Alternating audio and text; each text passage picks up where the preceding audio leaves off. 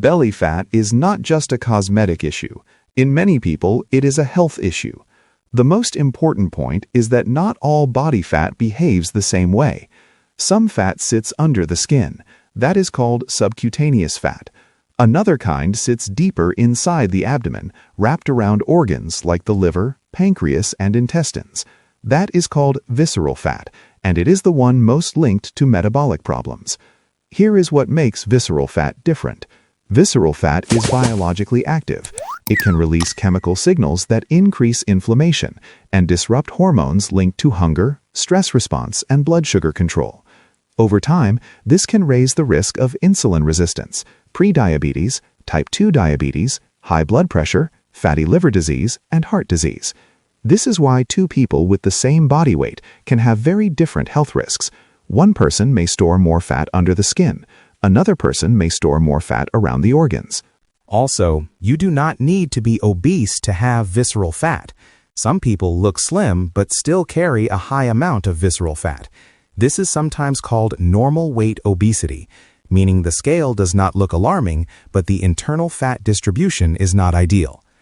The good news is that visceral fat often responds faster than other fat stores when you change key habits. You do not need a miracle pill. You need a simple plan that targets the main drivers of belly fat. In this video article, you will learn 5 science-based steps to reduce belly fat, plus a 10-day challenge that helps you start immediately. First, you need a practical way to estimate risk. The most accurate way to measure visceral fat uses imaging tests like magnetic resonance imaging or computed tomography. But that is not realistic for daily life. A simple and useful tool is waist circumference. Waist size tracks health risks surprisingly well in large population studies. To measure waist circumference correctly, stand up straight and relax your abdomen. Find the bottom of your ribs and the top of your hip bones. Measure midway between those 2 points, usually around the level of the belly button. Wrap the tape measure snugly, but do not pull it tight. Breathe out normally and take the measurement. Repeat once to confirm. In many clinical references, abdominal obesity is suggested when waist circumference is at or above 88 centimeters for women and at or above 102 centimeters for men. Some ethnic groups show increased risk at lower waist sizes, so the exact cutoff can vary. What matters most is trend. If your waist is increasing month after month, that is a warning sign. If your waist is decreasing, your metabolic risk is likely improving. Now let us talk about why belly fat accumulates in the first place. 4 common factors show up again and again. The first factor is chronic stress and poor sleep. When you are stressed for long periods, your body increases stress hormones. Those signals can increase appetite, drive cravings, and promote fat storage in the abdominal area. Poor sleep adds fuel to the fire. When sleep is short or inconsistent, hunger signals tend to rise, and satiety signals tend to fall.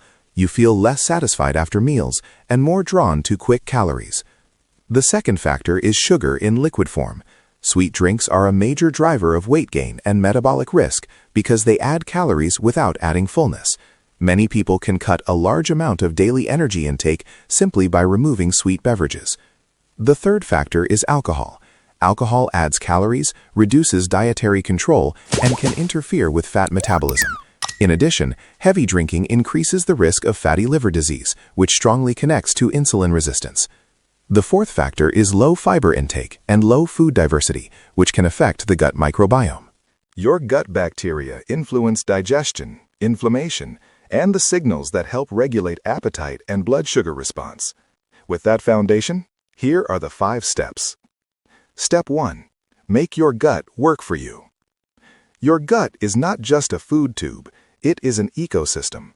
A healthier, more diverse microbiome tends to be associated with better metabolic health. One of the most consistent ways to support the microbiome is to eat more fiber and more variety of plant foods. Fiber does several things at once. It slows digestion, reduces glucose spikes, improves satiety, and feeds beneficial gut bacteria. A practical goal is to include vegetables at 2 main meals every day, include fruit daily, and include legumes often, such as beans, lentils, or chickpeas.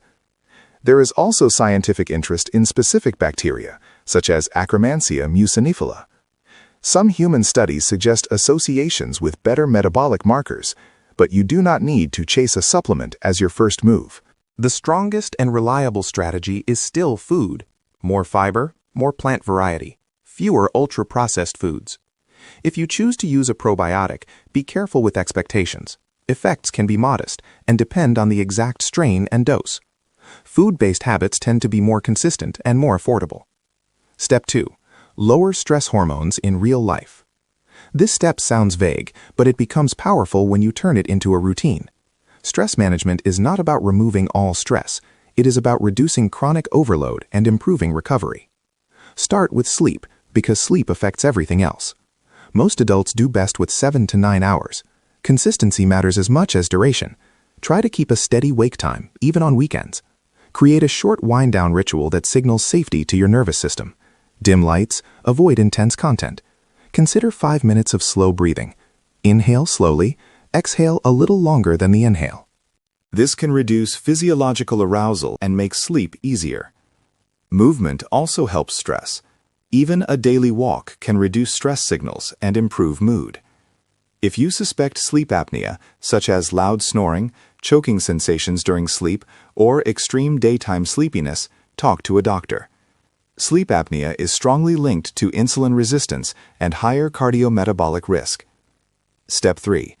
Remove the carbohydrates that grow the waist fastest. This is not a war against all carbohydrates. Many carbohydrate-rich foods are healthy, like fruit, vegetables, and whole grains. The main targets are refined carbohydrates and added sugars, especially in drinks. If you want one change with a big impact, remove sweet beverages for at least 10 days. That includes soda, sweetened juices, sweetened coffee drinks, sweetened teas, and most energy drinks. Replace them with water, sparkling water, unsweetened tea, and black coffee if you tolerate it. Why does this work so well? Liquid sugar does not satisfy hunger in the same way as solid food. You can drink a lot of calories quickly and still feel hungry.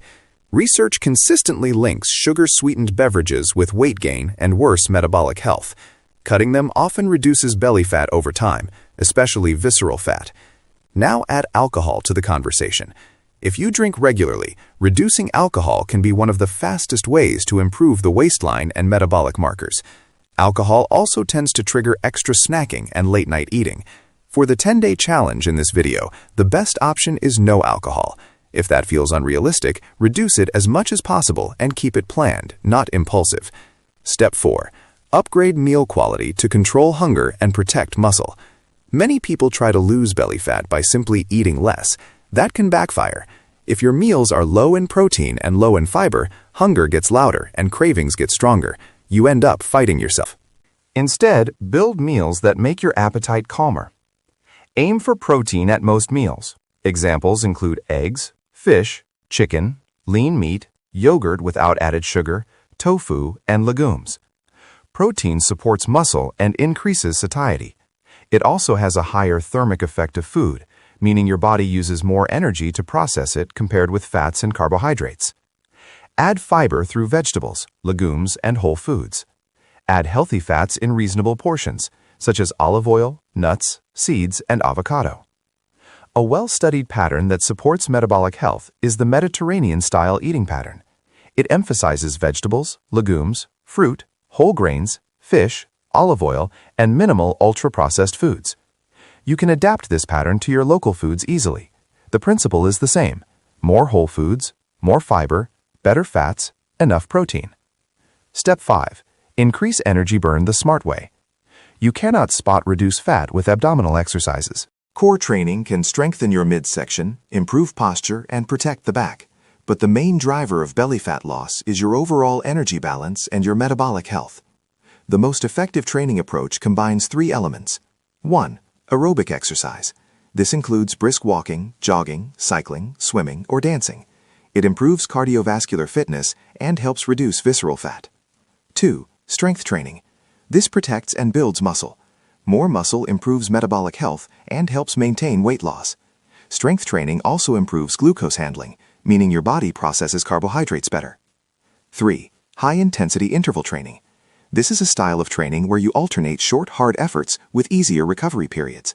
Systematic reviews and meta-analyses show that high-intensity interval training can reduce total fat and abdominal fat, often in less time than steady, moderate-intensity exercise. but it is not for everyone right away.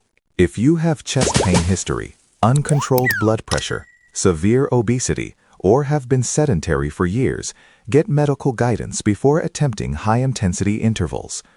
A safe starting point for most people is brisk walking daily, plus 2 or 3 strength sessions per week.